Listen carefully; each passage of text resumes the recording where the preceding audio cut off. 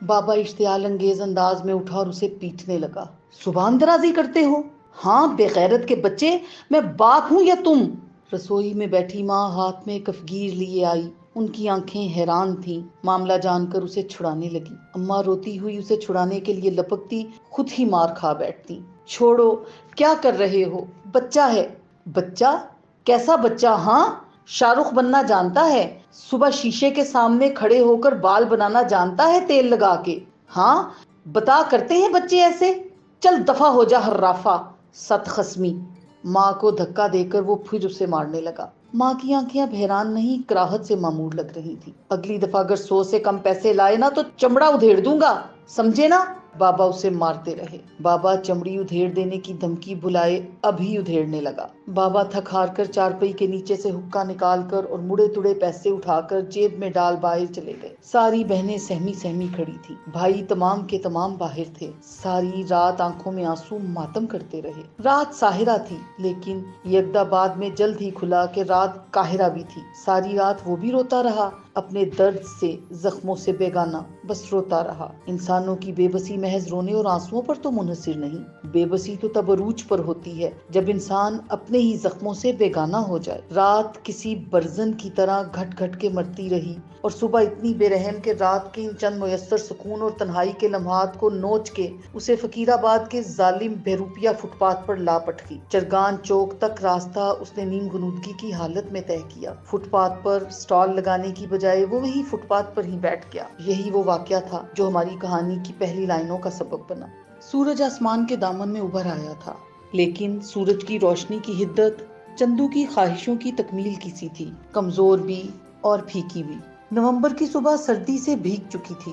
صبح کے انگ انگ میں خون جما دینے والی سردی رچی تھی، لیکن چندو اس سردی سے بیگانہ سرد فٹ پاتھ پہ بے سدھ پڑا سو رہا تھا۔ صبح جتنی نوخیز تھی، اس کی نیند کی نوخیزی اس سے کئی گنا زیادہ تھی۔ فٹ پاتھ پر زیادہ بھیڑ نہیں تھی۔ ایک منحنی سا شخص ٹوپیوں کا سٹال لگائے بیٹھا تھا، ہاتھ میں سگریٹ کا ایک ٹکڑا دبائے، شاید پی چکا یا پینے کے لیے پر تول رہا تھا۔ نیم خوابیدہ حالت میں سامنے والے فٹ پاتھ پہ اخبار والا جبرن بٹھا چکے سے انداز میں ارد گرد سے بیگانہ معلوم ہو رہا تھا۔ رت جگے یا نیم غنودگی اخبار والے کی آنکھوں میں سرخی کا باعث بن رہی تھی۔ حسب معمول ٹریفک والا، جس کی گلابی رنگت اس کے قبائلی ہونے کا پتہ دے رہی تھی، مخصوص وردی میں ماسک لگائے ہوئے تھا، اور جی ٹی روڈ کے اس فلائی اوور کے نیچے وہ شہر کی بھاگتی زندگی سے بیگانہ بے سدھ پڑا سو رہا تھا۔ اس کے بال ہلکے سنہرے تھے، لیکن بہت عرصہ نہ دھونے کی وجہ سے ایسے لگ رہے تھے جیسے کیچڑ مل دیا ہو۔ مٹیالے کیچڑ سے، چہرہ گندا اور کپڑے بھی میلے تھے۔ ہاں، یہ بھی اس کے ہاتھ میں کل والا بابا کا ڈنڈا تھا جو اس نے ایسے سختی سے ہاتھ میں بھینچ رکھا تھا کہ جیسے قیمتی متاع ہو، لیکن نہیں، قیمتی متاع ہاتھ میں بھینچ کے پکڑی تھوڑی جاتی ہے، وہ تو عقیدت سے، دل سے لگائی جاتی ہے۔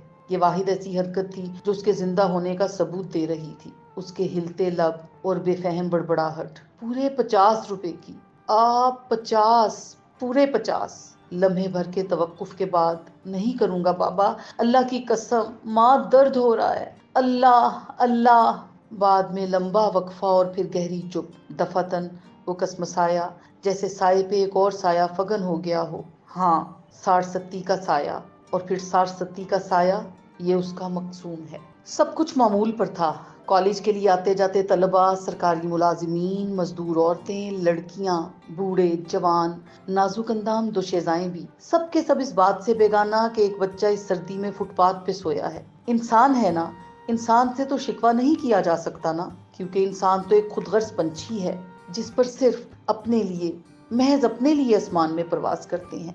ایک شرارتی لڑکا چندو کو دیکھ کے مسکرایا۔ اس کی مسکراہٹ معنی خیز اور زمانی تھی۔ ہونٹ کے گوشے پراسرار انداز میں آخر تک پھیل گئے۔ وہ چندو کے پیچھے ٹوپیوں والی گٹھڑی کو اٹھانے کی نیت سے آیا، جیسے ہی ہاتھ لگایا، اسی لمحے، ٹھیک اسی لمحے چندو کی آنکھ کھلی اور لمحے کے 1000ویں حصے میں معاملہ بھانپ کے لڑکے کے پیچھے بھاگ کھڑا ہوا۔ سامنے 2 کالجی لڑکے آ رہے تھے، سفید کالج کی یونیفارم میں ملبوس۔ ایک ذرا اترا کے چل رہا تھا، جو اترا کے چل رہا تھا اس کے ہونٹ عجیب مضحکہ کا خیز انداز میں ہل رہے تھے، شاید کوئی انگریزی جملہ انگریزوں کے سے انداز میں کہنے کی کوشش کر رہا تھا۔ تھوڑے بھورے نظر آتے بال، کٹورے کی طرح چہرہ اور ذرا بڑی مونچھیں۔ موصوف فارغ اوقات میں اپنی لاڈلی مونچھوں کا ازحد خیال رکھنے کا عادی معلوم ہوتا تھا۔ ہاتھ میں پین تھا جس کے نب سے کھیلتے ہوئے وہ اپنے ساتھی سے محو بحث تھا۔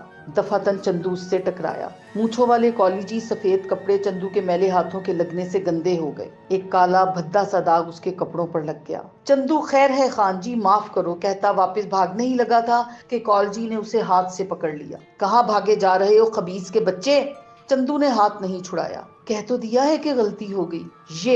یہ غلطی ہے؟ ہیں؟ دامن اٹھا کر طنزیہ انداز میں کہتے ہوئے ایک تھپڑ اس کے چہرے پر دے مارا۔ بہت رو چکی آنکھوں میں غیظ و غضب کی جلتی سی سرخی عود آئی۔ اس نے ہاتھ میں پکڑا ڈنڈا کالجی کی کوہنی پر دے مارا۔ ڈنڈا لگنے سے کوہنی سے ٹھک کی آواز آئی۔ کالجی نے اشتعال انگیز انداز میں ہاتھ میں پکڑے پین کی نوک چندو کے گردن میں گھونپ دی۔ ارد گرد لوگ جمع ہونے لگے۔ قلم کی نوک سیاہی اور خون کے ملاپ سے عجیب مضحکہ خیز لگ رہی تھی۔ جو قلم سیاہی سے الفاظ لکھنے کے لیے تھا وہ آج خون سے چندو کی آہ کا نوحہ لکھ رہا تھا۔